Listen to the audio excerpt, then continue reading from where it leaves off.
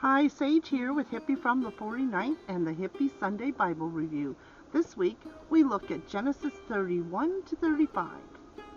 And the story shifts again. From deception to confrontation, from fear to reconciliation, and from a man named Jacob to a man called Israel. Let's go. Genesis 31 is about leaving an abusive system. Jacob worked 14 years for his wives and 6 more years for his flocks. Laban kept changing the rules because power always does. So Jacob fled. Laban chased him down, accusing him of stealing his daughters, his grandchildren, and his wealth. But Jacob answered with truth. I worked, I endured, I earned what I have. They made an oath, shared a meal, and went their separate ways. This isn't forgiveness, it's a boundary. Sometimes the most faithful thing you can do is leave the system that profits from your suffering. Genesis 32 is about fear and transformation. Jacob is heading home, and he hears Esau is coming with men. He assumes the worst.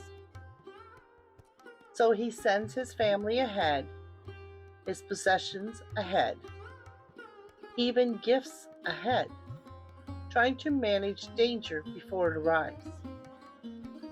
Then Jacob is left alone. And in the dark he wrestles a man, or an angel, or God, or himself. The struggle lasts all night. Jacob is injured permanently. When asked his name, he says Jacob, the deceiver.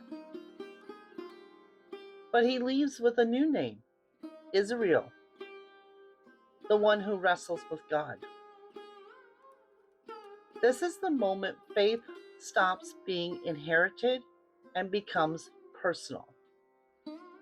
You don't walk away unchanged when you finally face what you fear. Genesis 33 is about expectation versus reality. Jacob feared Esau would attack.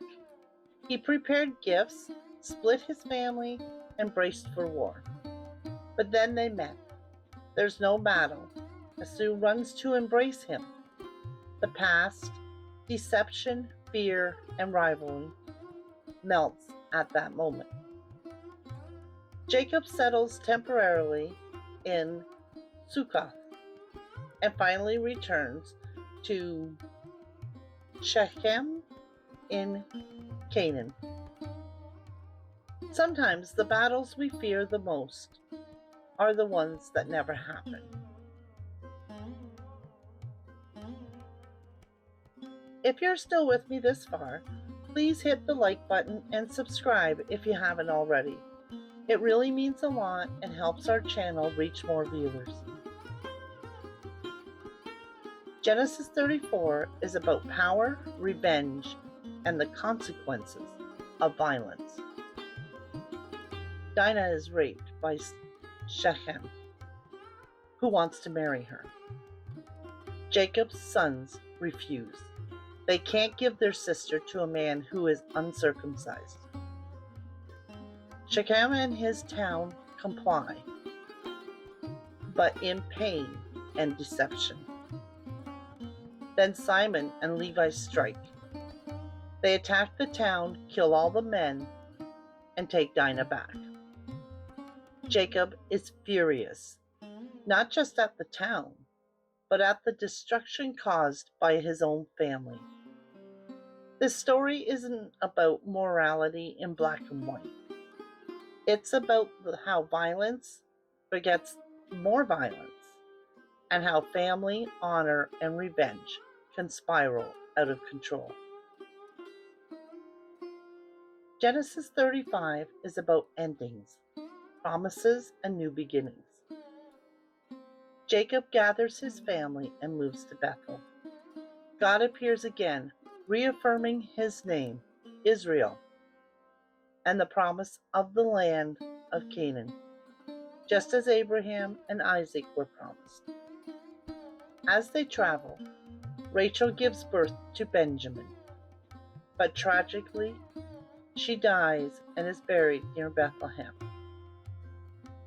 Not long after, Israel returns to his father's home, and he and Esau bury Isaac together. This chapter shows us that life is full of loss, yet promises endure.